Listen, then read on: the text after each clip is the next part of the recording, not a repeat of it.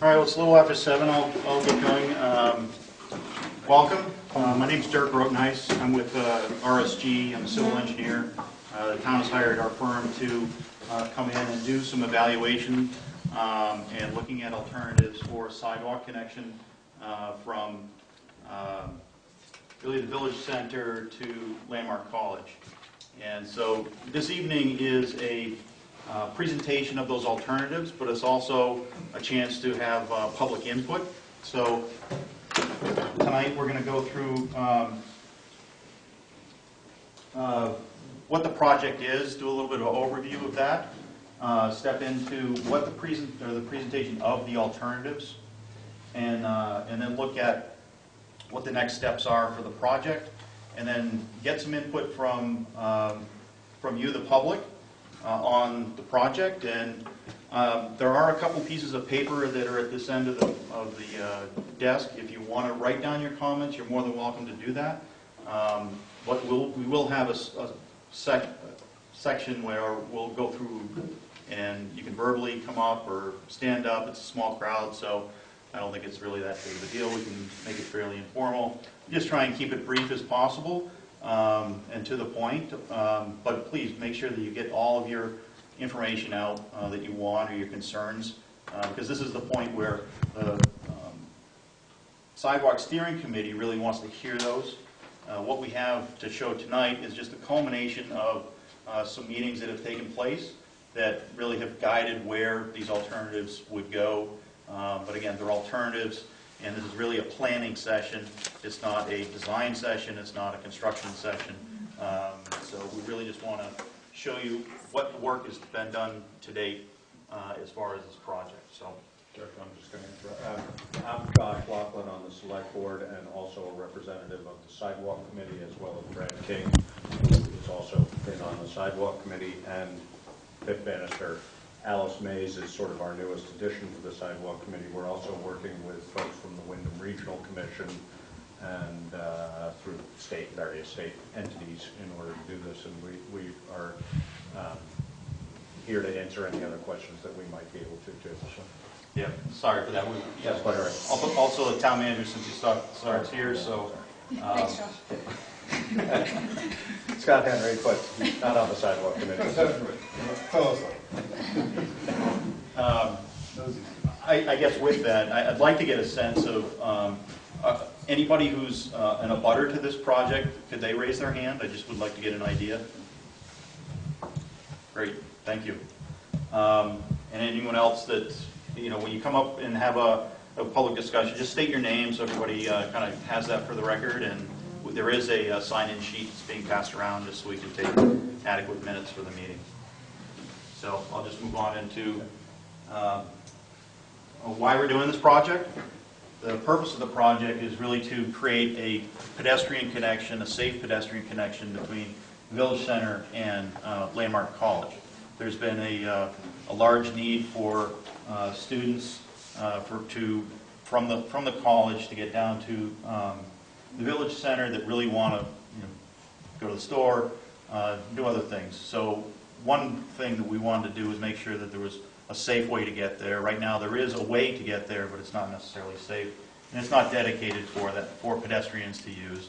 But it's also a connection, an extension of what's already being built right now, which is under construction south of here. So the red line that you see in this map here is really what's under construction right now that you're seeing, the brand new sidewalk that's going in. And then the green line is the length of where we're looking at putting the extended sidewalk. So Landmark College is at the top of the page, and then the Village Center at Kimberleville Road is at where the green and the red line meet. We have looked at, instead of, we started out with a lot of ideas with the steering committee, and we really wanted to get it down to a reasonable, manageable size of things we would want to be looking at. So we just, we want to select 3 alternatives that we could look at, and these are just kind of alternatives that have been vetted a little bit at the committee level, but again, it's going to get vetted even more. Hopefully we'll be able to get it down to where we're just selecting one alternative and that would be one that would be moved forward. And as I said before, moving forward, what that really means is there's detailed survey, there's detailed engineering, there's a lot of constraints that are out there, no matter what alternative is selected, so we want to make sure that we have those all covered. So it would go into a more detailed design. Right now, we're really at a concept design. Where we are right now, we've already held a project kickoff meeting. We've done survey of the area, majority of the area.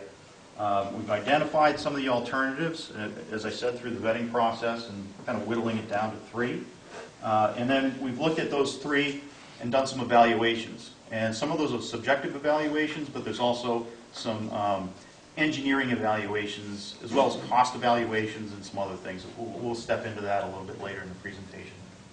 And then today's meeting is that we're required to hold a public meeting by the funding or the grant that is available that the town is trying to apply for or will be applying for. So through that process, which is a federal process, we would have to hold a public meeting, which that's what this is. But as a requirement, it's also a necessity for these types of projects because you really want to get that feedback. So please provide feedback. And this is informal enough that if anyone wants to jump in, you know, if it's a short question just for clarity, and I may have missed something, please just interrupt me and we can take that time to clear it up then and still, instead of waiting till the end. And then, as I said, afterwards we would develop this conceptual plan of the single alternative selected and provide a more detailed cost estimate. And what that does is it goes into these grant applications to try and get that funding so that federal funds could be used. And there's a match locally that has to happen, but it's usually an 80-20. In some cases it's 90% federally paid and 10% local paid, or 80% federal paid and 20% local paid.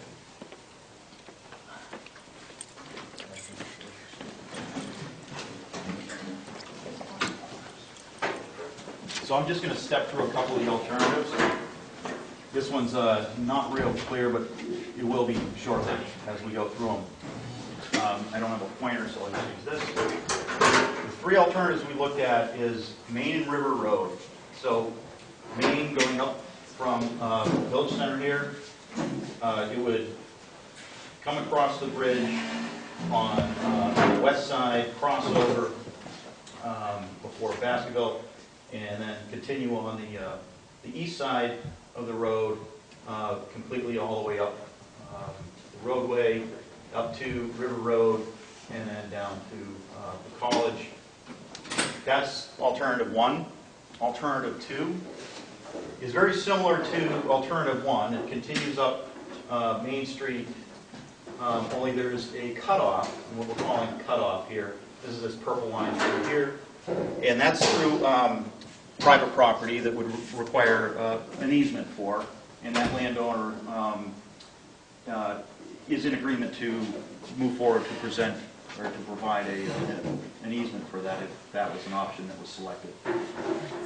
The third alternative location was, because you can see the stars are there, really we had to, it's pretty linear of how to get there, and there's a roadway there.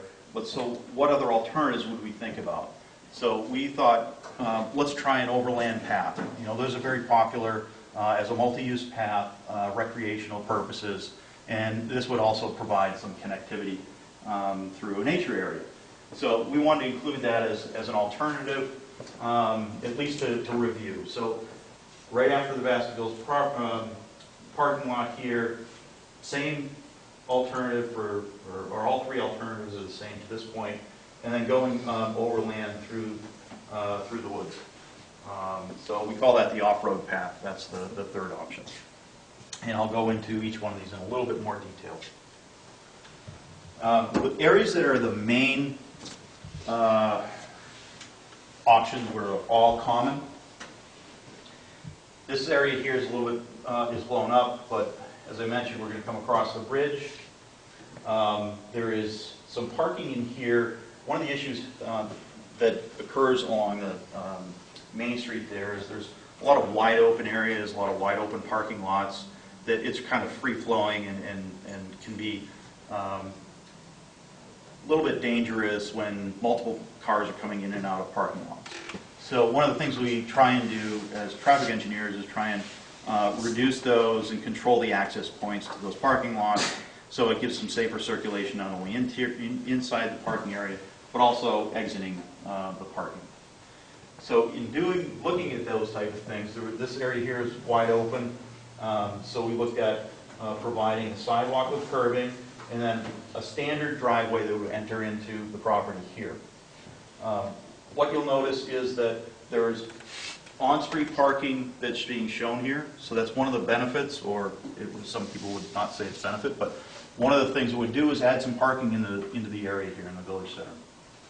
And it would add it in a more formal way, and that means it's more safe to do that. We've met with property owners some property owners along here that would have some significant impacts, and talked with certainly this property owner, and they've agreed that this option of having 2 driveway entrances, as long as there's vehicular circulation throughout the site, is good for them, because it provides a little bit of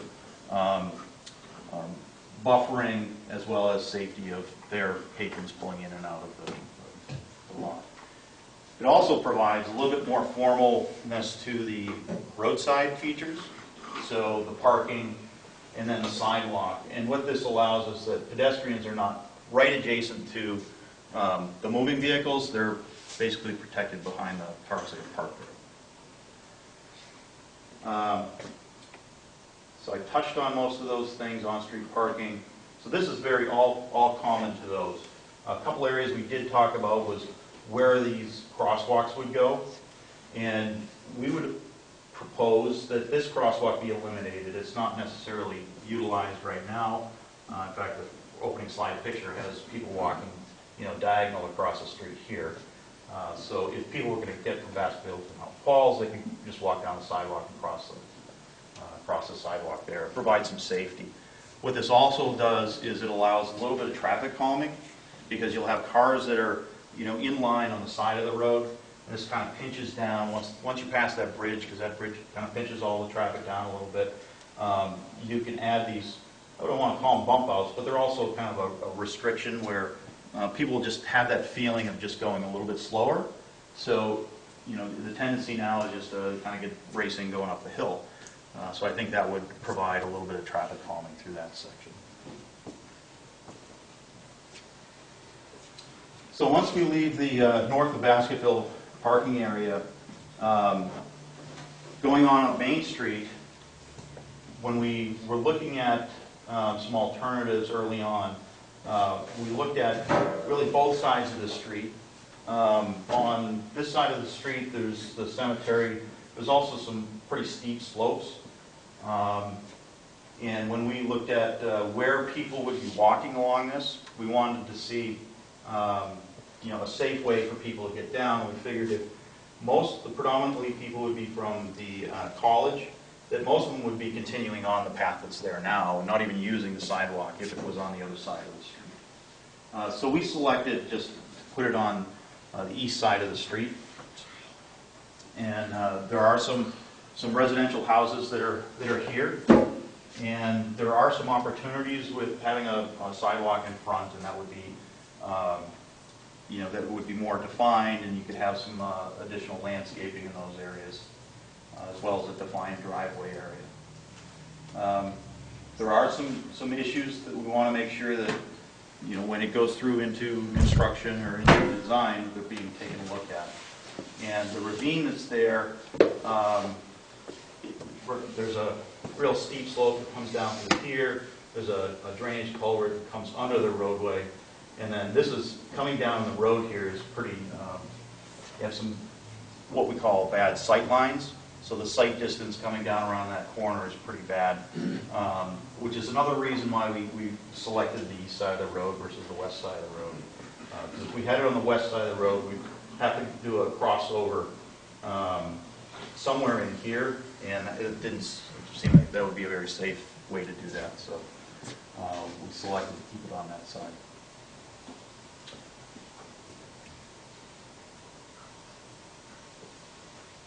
So I mentioned about the proximity of the right-of-way to the houses. This line, is the orange line you see here is not accurate. Let me just mention that right up front. It's from some GIS data that, just wasn't purely accurate. So these houses aren't really on the property line themselves. The property line is more closer to where the sidewalk is. So it's just a matter of how that image shows up. But it is fairly close, where there will be some constraints we want to really look at where the grading is. There might be a small retaining wall to keep the slope up, but all of those front porches and doorways, those all will be maintained and have access to those. And going up a little bit further past the ravine, I do have another photo of how we were thinking about doing that. There's an existing guardrail that's there, and then there's also a path that's really behind that guardrail, and there's some wooden pieces that are behind the guardrail so you don't hook your pants on it all the time, but I think some of the wood's gone. But that's where people go because they feel much safer behind that guardrail than on the opposite side, obviously. So the intent would be to keep a sidewalk behind there, and that way you have that guardrail between you and the traffic. And this is where we work into two options or two alternatives. So there's an alternative one that we talked about going down River Road, and then an alternative two of having this, what we're calling a cutoff. And so this is the tavern, some people call it the Blue House, where we would have a sidewalk, 5-foot sidewalk through the property. And that's kind of where we have traffic going now, or pedestrians are using that cutoff currently. So this would more formalize that and give them a place to safely walk. As well as have the town have a right-of-way through there, or an easement through there that allows them to keep that maintained. At that edge of that slope, the picture on the right is, you can see right here, this is where people walk. And it actually is some asphalt that's kind of sloughed off, and it's all kind of eroding down. So what we'd have to do in order to maintain a real safe pathway there is to, what we're thinking about or looking at doing, is putting in some sheet piling which would stabilize the road and stabilize that slope, and then putting a sidewalk on top of that with a rail on the outside to make sure that nobody's falling down the ravine. So that's this detail that's shown there. We have the roadway, and then the guardrail, and then a sidewalk there.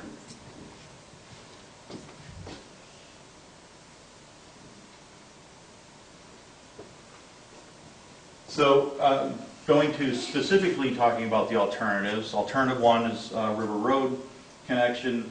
There is quite a steep grade climb through here, and it also continues up to about the intersection, and that's about an 8% grade.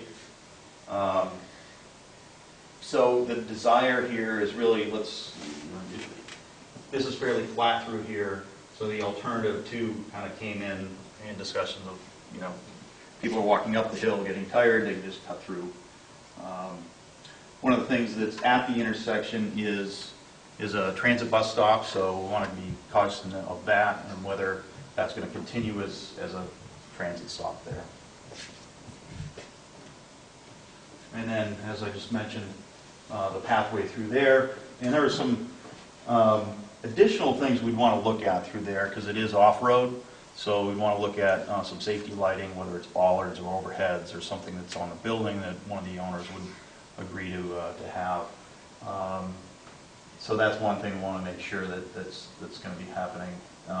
And then we'd look at any drainage or stormwater impacts of having the pathway there, and maintenance and impact. And that path could be, it could be a hard packed stone, it could be a concrete, or it could be, an asphalt sidewalk through there. Alternative three, this is the overland or off-road path. This one is an interesting because it brings you right down to the river or to the creek and then right back up, and it is pretty steep. So some of the grades there, are 15 to 20%, and 20% that's about as maximum as you want on the driveway. Otherwise, you just start sliding backwards in the winter. So it would be pretty challenging for someone to fully walk this way. So we have to make it a little bit longer and do some switchbacks to make sure we're getting the grades a little bit lower so people can walk on them. It also would require a bridge. It's this gray section in there. So that we make sure that people can stay dry, the flow can still continue through. The extent of that bridge, that would be the kind of the next step, another part of the design. So we wouldn't know that quite yet. We've taken some estimations for cost figures, but we're not quite sure yet. So as far as alternatives, again, I just want to summarize what those are. It's 1, 2, and 3 alternatives run all the way to Baskerville and beyond, and then alternatives 1 and 2 continue up Main Street. Alternative 3 goes through the woods, and then 1 goes around the corner to River Road, and 2 cuts through. So that's just want to make sure that everybody knows those are the 3 that we're looking at. So we went through and we did an evaluation, a pretty detailed evaluation of different things, the very subjective things, but they're all based on technical merits. So environmental resources, really the only thing there was the, and I have to apologize, the 2's on the other side of the 3, so it just didn't come out right. The third one, which is the overland, has some potential with floodplain being down in the valley there in the ravine. So I want to make sure we're going to be checking on that. And there potentially could be some wetland impacts, so we're just flagging that right now to make sure that if it continues on in that on that alternative, then we want to make sure we're looking at those things. And then the other ones really there are what permits do we have to apply for when we're getting into environmental issues. Then that just triggers some more jurisdictional permits. And then the other ones are very, very similar, the local and regional issues. They all really solve what wants to be done, is making that connection. And then we also look at the cost of these in a very preliminary way. This isn't a detailed cost estimate, but we wanted to make sure we know what we are getting into as far as the evaluations go. So we looked at a cost per linear foot, and the length of those, each alternatives are up there. They're roughly about the same, 2,500 feet, 2,400 feet. So the distance isn't a big factor there. But the construction of a bridge would be for number 3, and that's why you see a pretty high price there. And then the first alternative is also relatively high because there's a lot more sidewalk that has structured curbing with it. And when you have a sidewalk with curb on the edge of the road, it's more expensive than you have with sidewalk that's through the open area. So it doesn't have curbing on it, which is really what number 2 is with the cutoff. We're proposing a 5-foot concrete sidewalk in this cost, but with no curbing on it. So those are really what we looked at for all the alternative merits. Almost done. What are the next steps? Where do we go from this meeting? Is we're going to really want to, what we're going to get into next is really hear what you guys have for concerns. Want to make sure that we get those noted, and we'll reconvene with the steering committee and make sure that we're going in the right path for this sidewalk. So, public meeting tonight. We are submitting a pedestrian and bicycle grant application that's due in 2 days, so I need to work with you tomorrow. And we're also preparing what was originally thought that there was a bike and pedestrian grant that was just sent out it was only a month or so ago, and they really had a short timeline to get applications back in. So we weren't really anticipating this at the beginning of the project back in April, but it just came in a month or so ago. Really, one of the things we were trying to do here is apply for what's called a Transportation Enhancement Grant, which is another federal grant. And we're still continuing to move forward to apply for that grant. That deadline isn't until October, we think, but it's not, certain yet. There is a possibility that we could get a grant from each one, and that would partially help pay for, a lot of the project. So we're applying for those 2 grants. And then those grants selection will be sometime in the spring. Once those they have the money allocated and the funding there, the town can proceed into the engineering and construction documents, and ultimately into the construction. Who's the author of the grant? Authors? It's V-Trans. That's where the grant is coming from. It's the grant agency? Yes, that's the granting agency. Who's generating the grant proposal, or the authors? The town is doing that. The town is Yeah, internally, our firm is assisting the town create that grant, to write that grant, to author it. This is the one that's doing 2 days? Yes. Yep. I'm sorry if I missed it. Sorry, I don't mean to interject here. No. There's an opportunity to strengthen it based on any parameter or variable with the college. We'd be happy to provide that. I don't know if that's possible, but I mean... It's really support. Maybe we can talk afterwards, we can get a letter of support from the college. Hey, I'm Phil Bannister, Chair of the Planning Commission. I didn't get your name. Right, I'm Peter Eden, President of Landmark College. Hi, Peter. We haven't met officially, I don't think. You know my friend David at the bike shop. I do, I just saw him. Yeah. So, niceties aside, I spoke to Brent Beatty in the preparation of the text portion of this grant application a couple of weeks ago, and came up with some language that talked about Landmark's long-term interest in the walkway and their recent active participation in the process and assistance with some of the funding for the initial feasibility study, and that relationship, was great with the community and the college, and was expected to continue without, committing specifically to numbers. There was the suggestion in the way I wrote it that there would be an opportunity for some assistance from Landmark. So you could take a look at it. I sort of got Brent's okay on it. Yeah, that's great, Brent. Yeah. I was involved in it. Yeah. I don't know about the feasibility study because of the... Yeah, assistance. some of the work on the grant was done a couple of weeks ago, and now it's been sitting, waiting for this meeting to occur so we can get some feedback. It's beautiful.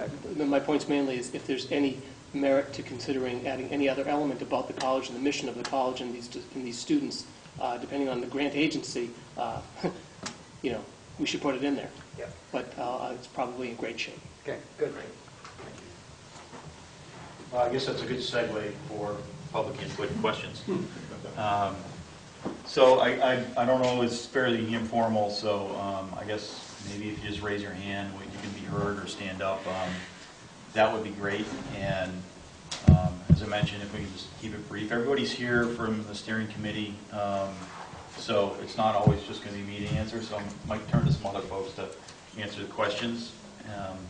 So anyone have any at this I point? have a question. Yeah. Hi, my name's Lynn Irwin. I live on 14 Bellows Falls Road, and right next to Boone's property there. And I have a question: how far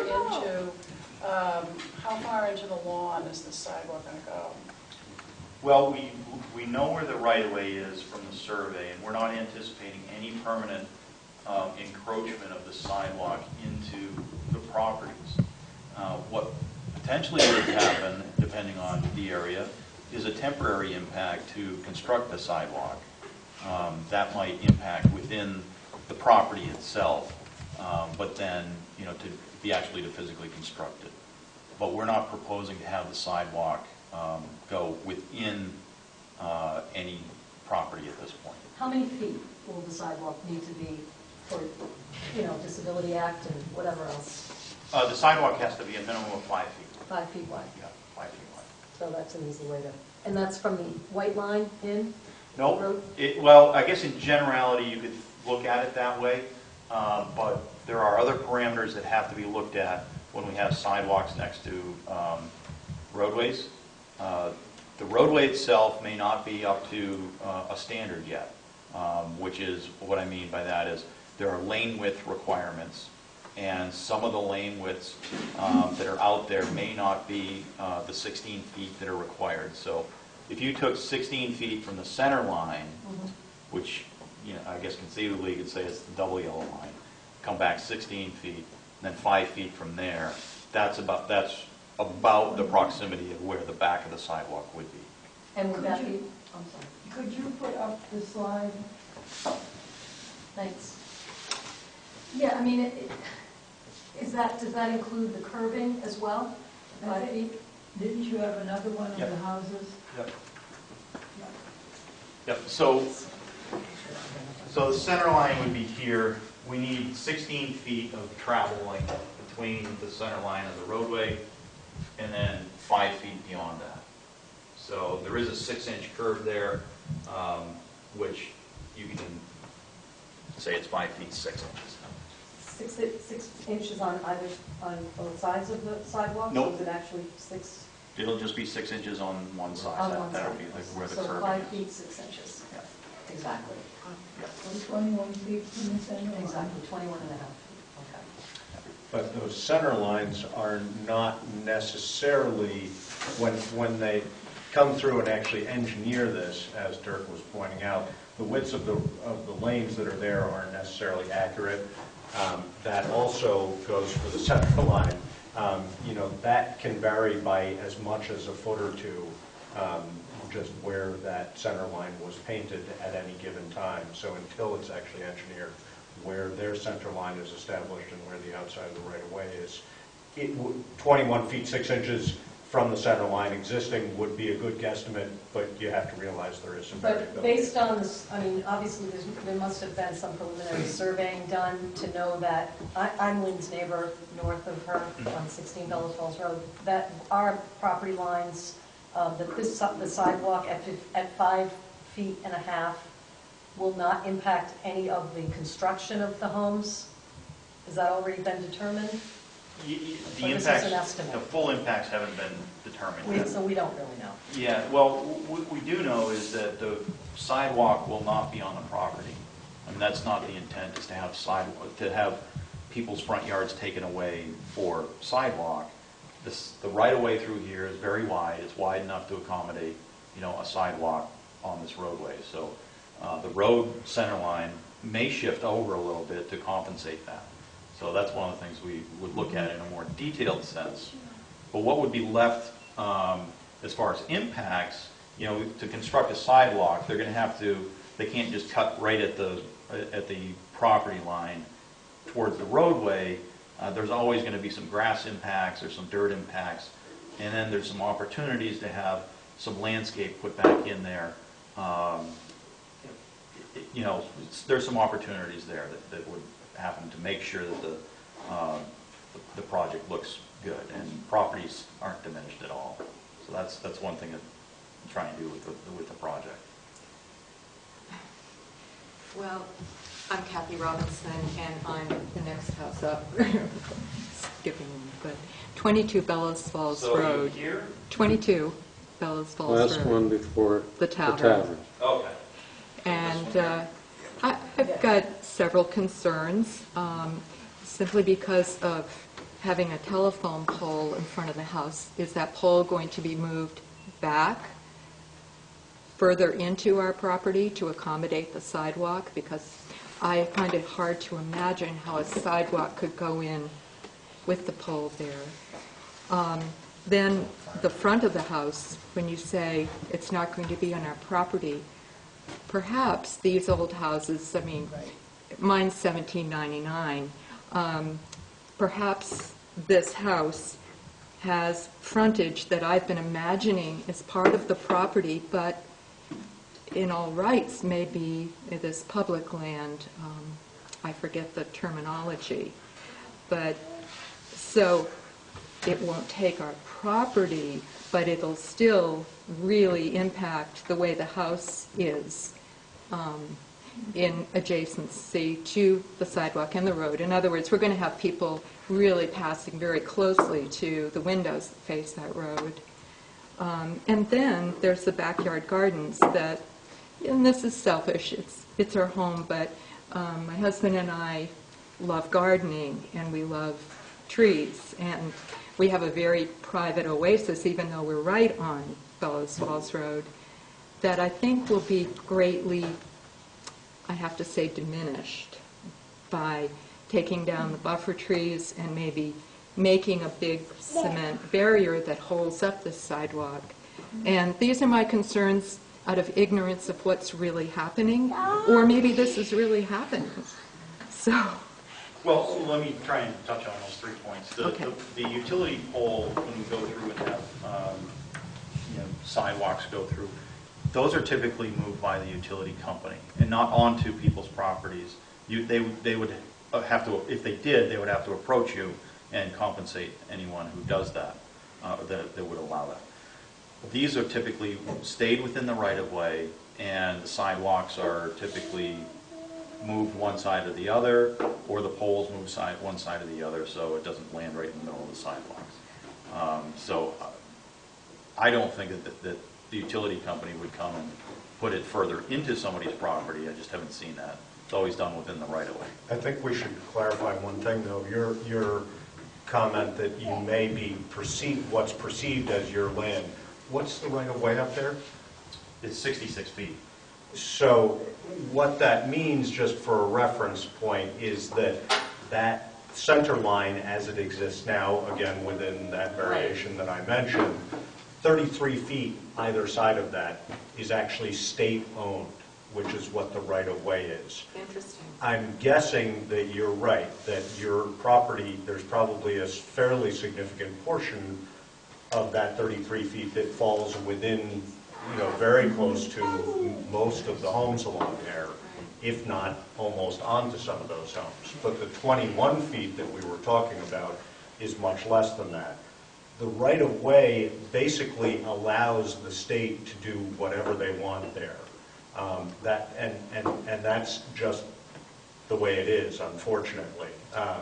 But when Dirk says they wouldn't move a pole onto your property, I think that's probably right. That would be partly because the travel lane and the sidewalk would only take up 21 feet, so in fact there's still another 11 feet that's within the right-of-way.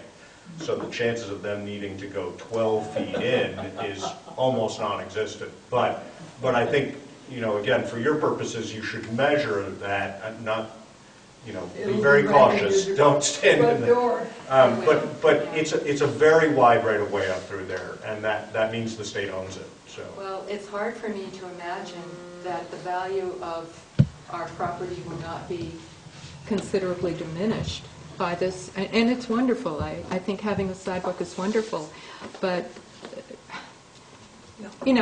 it's my problem. Well, I would, I can't say for sure, but I guess my impression as somebody who drives on Route 5 and looks at those homes, I think one of the things that I see, aside from your beautiful garden, which I have noticed many times, your trees are great, is that it looks like you get a lot of runoff and wash from the road.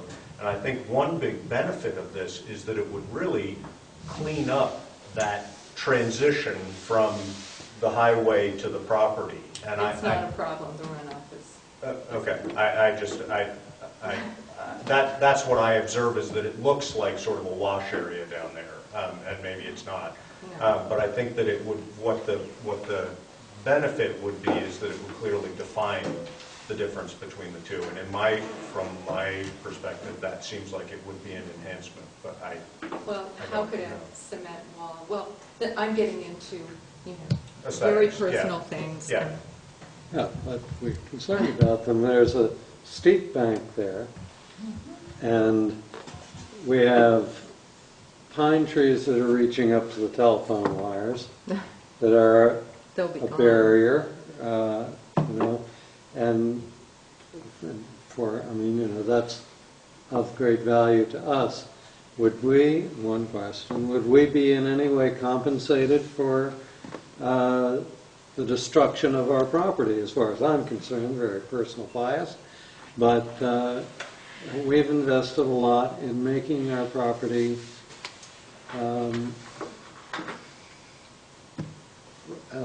what we feel is beautiful, both for us and for the town.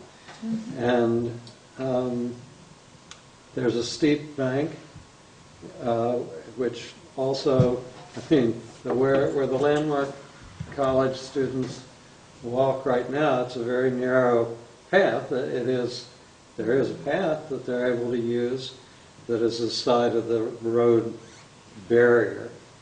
But as I see it, that's obviously going to come much closer into our property, or what we Right. treated as our property. Obviously, that's apparently not the case. Is there any compensation to us for what is going to be an ugly open span, as far as I'm concerned, without the trees and so forth? Or just, tough luck, Maybe a you have the cement right to retaining take it. wall. Yeah, I don't know. That's fine tuning. Well, I have a lot of I concerns. think that the answer to that would be what Dirk said, is that, the included in the project would be a significant effort to adversely affect the properties that are adjacent to it as little as possible. And I'm not going to try and tell you that your property would not be affected by this. Whether it would be adverse or an enhancement is hard to say, and would be dependent on where exactly. I think to assume that all your trees are going to have to be cut down might or might not be an accurate assumption. And I think until that engineering is done accurately, center line of the road is established, the 21 feet is established, so on and so forth. But I think that certainly attempts would be made to address that in as both effective and aesthetically pleasing manner as possible. I don't know beyond that. Alice? A suggestion, which may be totally out of the possibility, is it possible to move the road over to the cemetery a little bit more? There may be only a foot there. But that, a foot can make a lot of difference when you're looking at a front door. Yeah, and those are the kind of accommodations we'd want to do during our design, is making sure that if we can make it less towards, this constraint of the houses, and if these lanes are wider than they need to be, then the state, we can have that center line shift over to some degree. We can't have it shift over too far, because typically that's where the crown of the road is. And, it sheets water one way and sheets water the other way. And if you've ever driven on a road that's not quite on the crown, you kind of feel like you're kind of teetering with your car. So you want to make sure you're pretty close to that with your drive lanes. But you could have a foot or two, and there's possibilities of shimming it in such a way that you can gain some distance away from those. So those are options we can be looking at if and when it moves forward.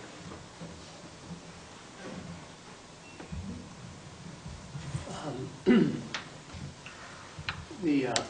going to try to make a few points here, and I completely understand how property owners would be concerned. I would too.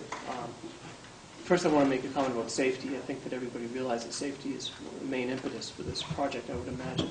And I want to make a statement that we probably all appreciate as well, is that it's not just safety of Landmark students, it's safety of Putney residents.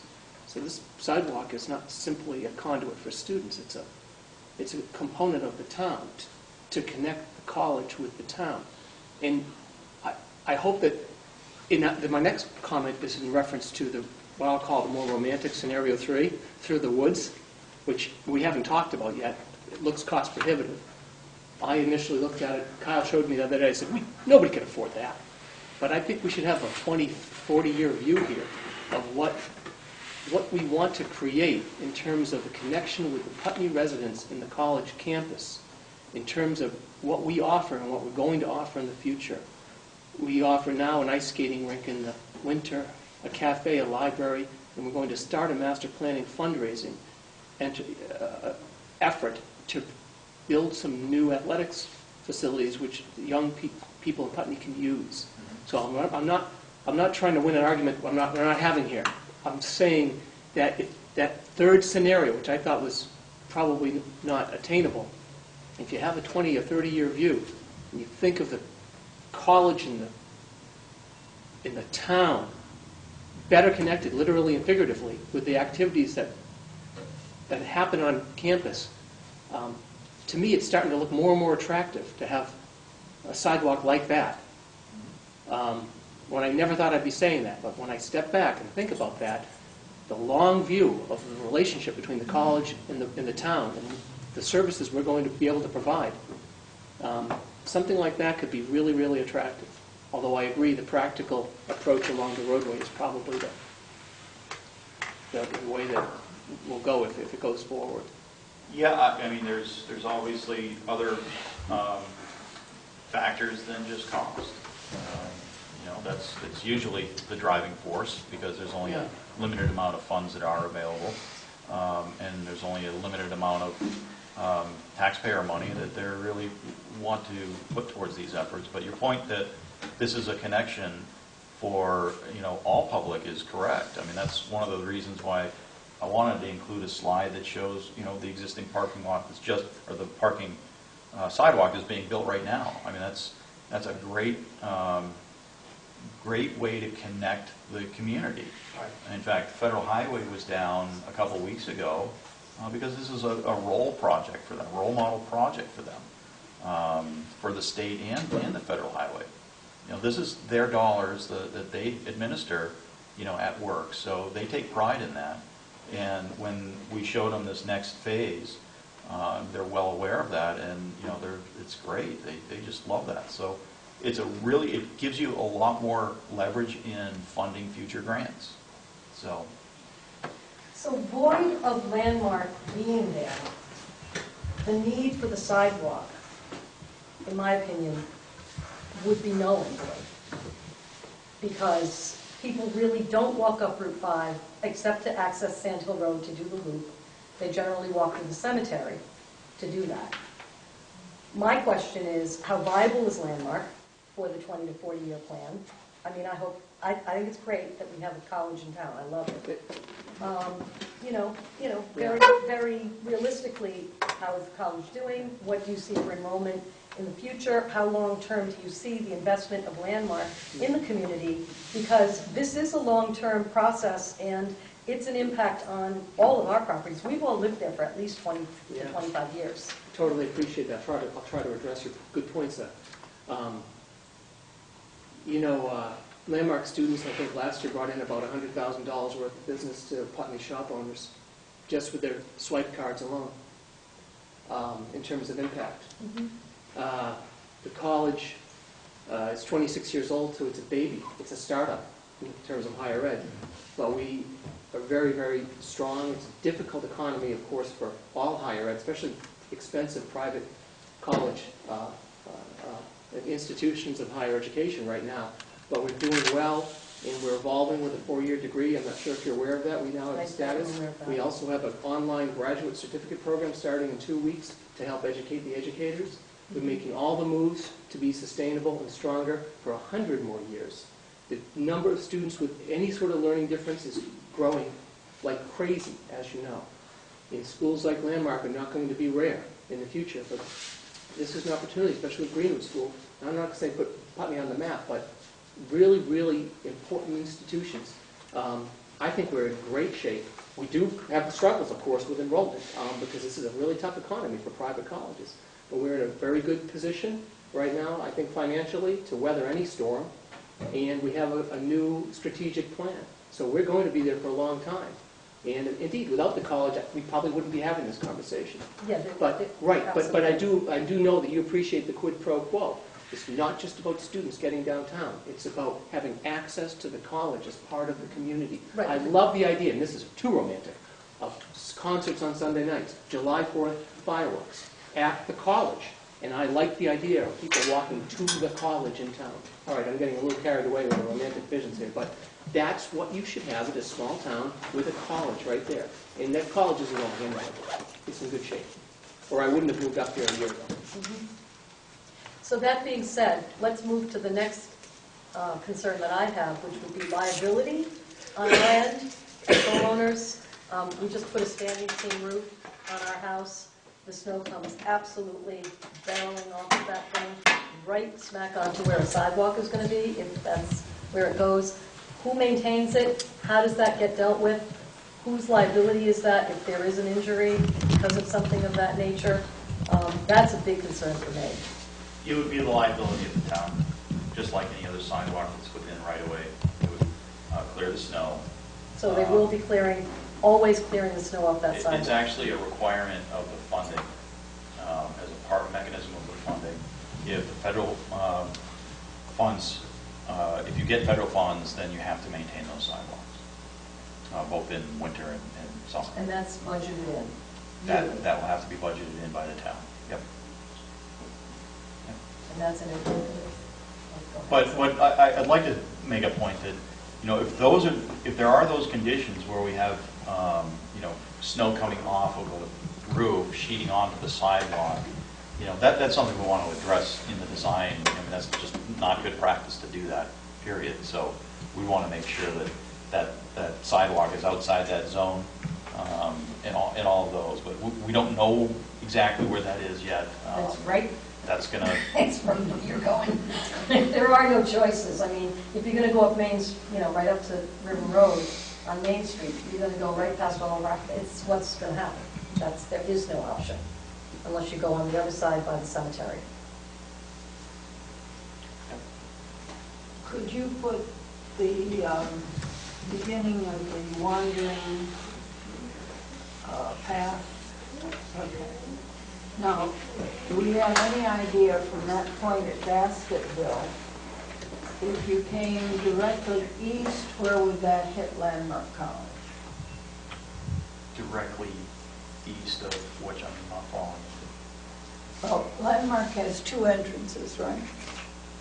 There are three. There's one main entrance, and there's a service road, and there's an admissions road. But I'm thinking that if the wandering path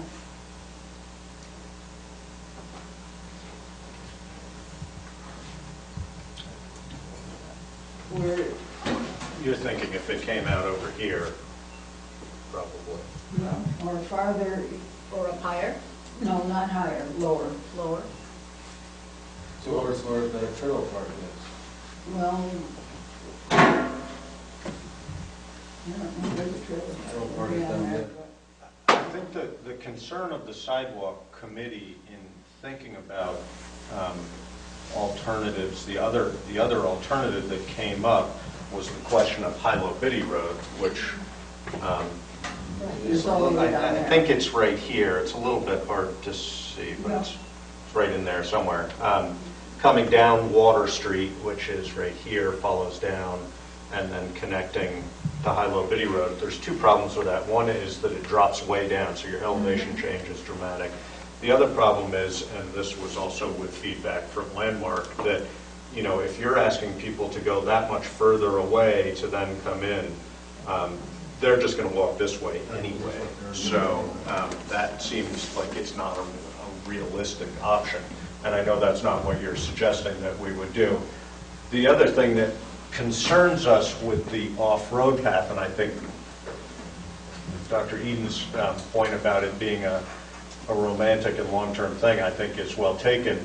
The biggest downside we considered in thinking about it, and not to say that we aren't in favor of the idea, but it probably is cost prohibitive. Also, it's pretty isolated back in there. And if you think of, a single person walking there at 10 o'clock at night, they're not going to do it. That was the first thing, exactly, kind of. Even if we had significant lighting, et cetera, you're a long way from anything. And, you know, is it safer to be right on Route 5? Hopefully. You know, at least there are people that are going to hear you, you know, cars that are going by, et cetera. So I think that was probably our single biggest consideration in thinking that that's not a likely option, or not one that would likely be heavily used. I'm wondering, My name's Jonathan, I work at Landmark, and considering that path through the woods, I was going to ask if there was going to be lighting needed. And you just need to consider the lighting pollution from that as well. I mean, I think that's something to think about, sort of a glowing path through the woods. I'm wondering if consideration of the other side of Route 5 could be addressed again, because that road, people get going, in my experience, faster than what the speed limit is anyway. If there could be a traffic calming device up on top of what we call the Summit Arch that would slow people down because of a traffic light that could be triggered by a pedestrian wanting to cross over, or I don't know, I'm not savvy in this. Even a bridge or something, but that wouldn't stop the traffic from going fast, but it would be a way to get the students over. Anyway, my mind is all over the place, but I'm just trying to think of a viable way to calm the traffic down as it enters the town, still have this wonderful sidewalk that I agree is a great connector, but have it on the other side of the road where it seems like it might be a little easier to construct. It would certainly disrupt, personally, my household a lot less. I think it would be more of a plus for the people you're seeing here tonight. I don't know. Yeah, I mean, that's one good thing we're getting is feedback. I mean, we can take a little bit more of a detailed look at certainly the restrictions or constraints there are on this side of the road. But as I did mention, there are some slope concerns that are there. And just that comes out right now is that if we're on this side of the road here, if we continued that on the sidewalk up here, I think we're just going to see students coming down the side of the road anyway because it's shorter and then crossing over. So we want to make sure that there's some good place to cross them, to cross anyone, and that's safe. And this really isn't a safe spot to cross. The guardrails come all the way down to this point. And you've got people coming down here that can't see somebody in the roadway here, and the speeds are very high. So it's just not a very safe place to be. There are other mechanisms, techniques that can be used out there, you know, flashing lights for pedestrians going across, those kind of things. So we can look at some more things with that. I'm just curious, and I don't want to sort of put anybody on the spot, but are there positive things you see other than that it's a good connector? But you know, as far as would you use it to walk to Putney? Not use it to walk to Putney? Just again, totally just out of curiosity. Right? Of course I would use it. It Okay. would be, it would replace the way I normally come to Putney now. I'm not as inflexible, perhaps, as you think, just because it got put in front of my house. I'm not going to avoid going to downtown Putney by foot. Yeah. No, I'm just. I'm not understanding. I wasn't trying to put that as a point of contention. I'm just interested in whether there are upsides for, or whether the sort of it feels like a negative. Yeah, I was across about the to board. jump in also, Josh, because as a committee member, you know, I'm hearing your concerns about it, but it also seemed to be an amenity for those houses to have a safe pedestrian access, you know, down to the general store. Your kids could get to the general store and, you know, it would be a safe path. So I understand that the construction issues and your privacy issues are, you know, that I understand those concerns or hearing them. But in the big picture, you know, it's a village setting with a kind of intimacy of scale, not unlike some of the other houses further down Route 5. And that sidewalk seems like once we've resolved the sort of structural and technical issues of its relationship to the houses, seems like a positive thing for those houses. They now have a safe pedestrian access into the village center. Yes. And in those kind of village walking ideas, walking maybe half a mile or 3/4 of a mile, that's something people might choose to do, isn't too unreasonable. That gets you down the hill and into the G-store area pretty easily. So, we were seeing it as a potential plus, which I think is what Josh was. Yeah, and I certainly was not trying to infer that you were not possibly in favor of the idea. I'm just interested. And I'm wondering also, do you assume any homeowners that live along there that it's going to significantly increase the pedestrian traffic that you have by your house? I don't. Considerably. You do assume so? It'll be a main Okay. thoroughfare. I'm wondering what will happen with people on bikes and segways and skateboards and, just generally speaking, I grew up on a city street. I know what people do on the sidewalk and, have had a business in Brattleboro for many years on the sidewalk. I know what sidewalks are like and what they're used for. I think it's great to connect all of Putney. I mean, that's progress. I mean, we're going in that direction. We haven't really been part of the village center on our end of Route 5, going north. It's just been the natural thing. We've had our privacy for many, many, many years, but we've now, obviously gotten into the mix of this. But it's going to increase significantly, and people will be, we'll be able to hand out, water bottles from our windows because it will be right in our living room, basically. Every single one of us. So, it's going to increase noise, it's going to increase, in good ways, in many ways, because people are walking, that's positive. But what about the other issues? What about the bikes and the, and all those other things? Where will the monitoring come in for that? Where are the safety issues there? You can't control everything, obviously, but, these are things that are going to happen. It's just it's natural. College kids, they're going to do that stuff.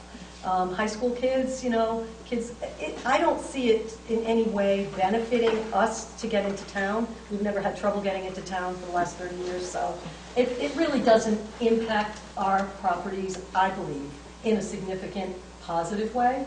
I think it, as a community, us being part of the community, where it is significant to the community. But to us, it's a sacrifice. So that's the way, not to say it's negative, but these are the realities. Yeah, and I just to follow up on Pip's point, I think we maybe ignorantly assumed that it would be a positive thing.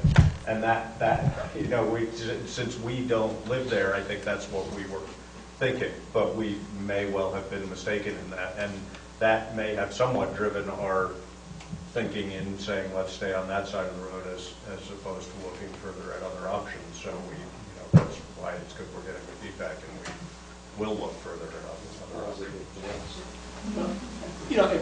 I appreciate that your sort of altruistic view of, it may not be a positive view, but it could be good for the greater good.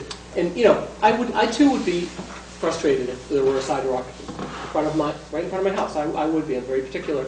But, having just moved up here a year ago, and one of the things we looked for was a sidewalk for a baby stroller. And so, and I'm not suggesting anyone's going to move, but in terms of home values, I know personally that was a criterion, which was an absolute requirement for my wife. Can we walk the two little kids safely? So. You have a question? I do. My name is Diane Cummings, and I work at Landmark.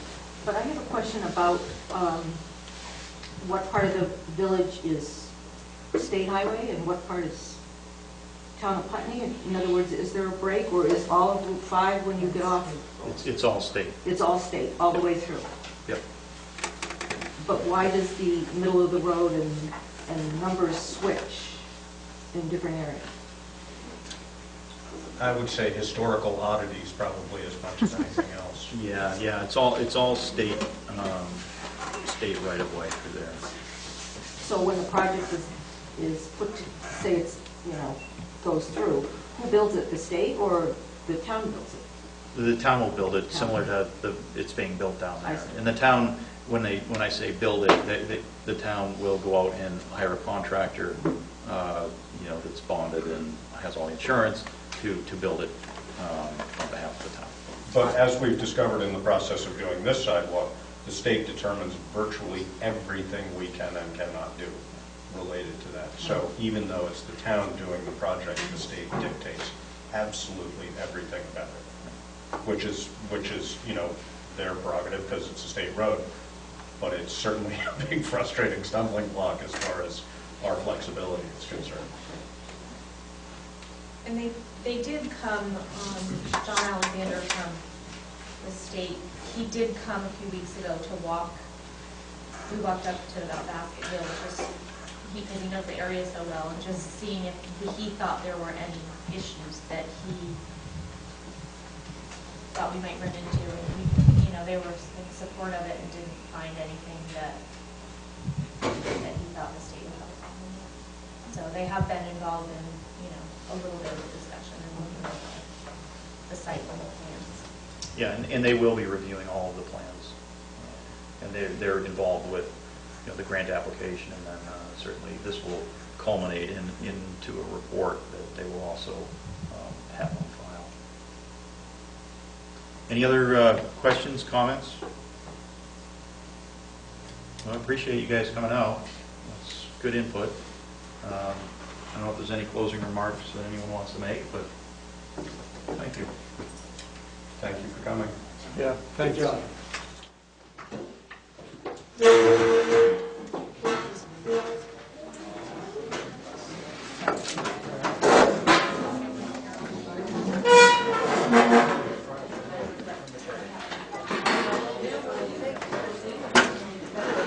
Very